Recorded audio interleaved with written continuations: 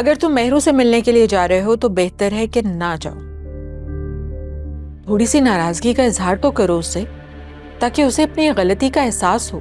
आप क्यों हमेशा मेहरू के बारे में गलत सोचती हैं? मैं गलत सोचती हूँ? मुझे लगता है राफी तुम्हारी आंखों पर पट्टी बन गई है। तुम्हें तो मेहरू की खामियां भी खूबियां नजर आने लगी हैं। कहाँ जा रहे हो इतनी जल्दी में? मामू के घर पे। किस लिए? क्या मतलब मामा किस लिए? तो अक्सर वहां पे जाता हूँ, इससे पहले तो आपने कभी नहीं पूछा। अगर तुम मेहरू से मिलने के लिए जा रहे हो तो बेहतर है कि ना जाओ। थोड़ी सी नाराजगी का इजहार तो करो उससे, ताकि उसे अपनी गलती का एहसास हो। मुझे तो नहीं लगता कि उसे अपनी गलती का एहसास है। अगर होता तो वो माफी मांगने के लिए जरूर आती। वो कल आई थी।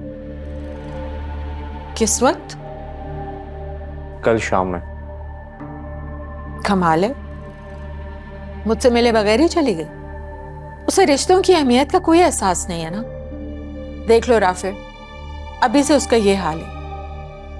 यहाँ उसकी सिर्फ फूफो ही नहीं हो, होने वाली सास भी हो।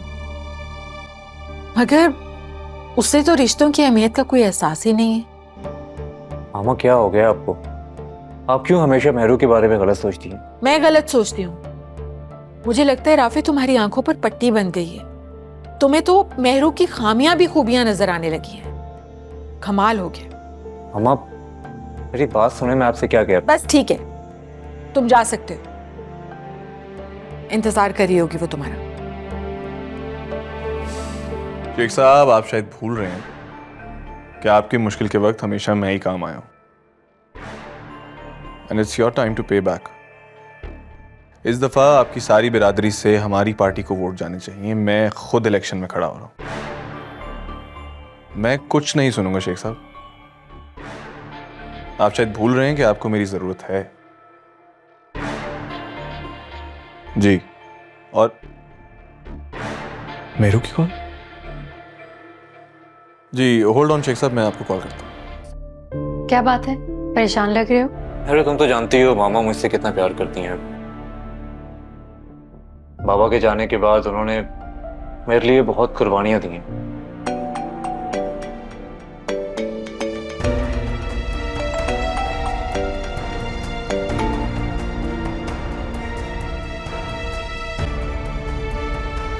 किसका फोन? पता नहीं, कोई रॉन्ग नंबर है। बीजान ने वाकई बहुत कुर्बानियां दी और तुम्हारी बहुत फिक्र करती हैं, और तुम भी उनसे बहुत मोहब्बत करते हो, और करनी भी चाहिए। लेकिन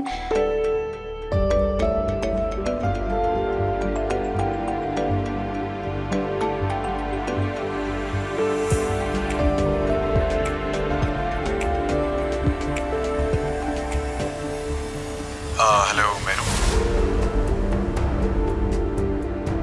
इज एवरीथिंग ओके?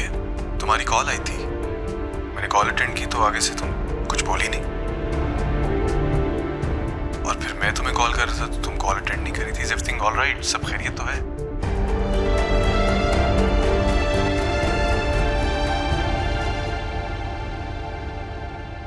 झूठ बोल रही थी तुम मुझसे?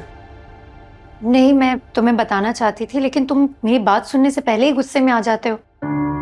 तुमने तो कहा था कि तुम्हारा शाहनवाज से कोई ताल्लुक नहीं है। तुम मुझसे फोन करती हो, बातें करती हो उससे। ऐसी कोई बात नहीं है, वो तो मुझे फायजा आपी ने कहा। बस मेहरू, बस। और कितना झूठ बोलोगी मुझसे तुम? बहुत हो गया। शर्म आनी चाहिए। और कितना बेवकूफ बनाओगी तुम मुझे? मुझे तो यकीन नहीं आ रहा, तुम धोखा दे रही थी मुझे। राफी, तुम कैसी बातें कर रहे हो? पागल हो गए हो? हाँ, हो गया हूं मैं पागल।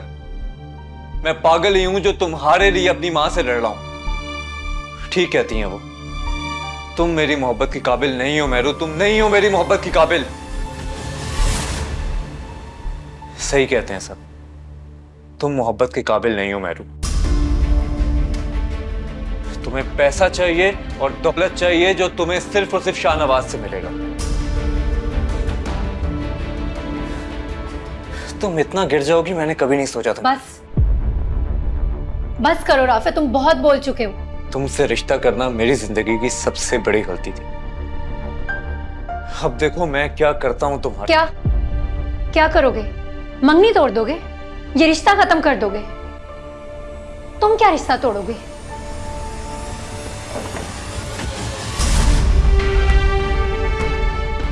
ये रही तुम्हारी मंगनी की अंगूठी। तुम क्या मुझे मंगनी तोड़ने की धमकी दे रहे हो? मैं ये मंगनी खुद तोड़कर उन सब लड़कियों को सबक देना चाहती हूँ जो जरा जरा सी बात के लिए अपने मंगेतर के हाथों जलील होती, क्योंकि वो नाम नेहाद मोहब्बत और झूठे रिश्ते को खोना नहीं चाहती, कभी माशरे के आगे बेबस होकर और कभी अपने दिल के हाथों मजबूर होकर। तुम्हें क्या लगता है कि एक औरत बहुत कमजोर होती है? अगर तुम्हें ऐसा लगता है ना, तो अपनी ये गलतफहमी दूर कर लो, क्योंकि एक औरत कमजोर तभी होती है जब वो तुम जैसे किसी शक्की या बुज़दिल इंसान की मोहब्बत का सहारा लेती है। भाड़ में गई ये मंगनी और भाड़ में गई शादी। देखिए इक्तिदार जुमेरात और जुम्मा रात 8 बजे सिर्फ ग्रीन एंटरटेनमेंट पर।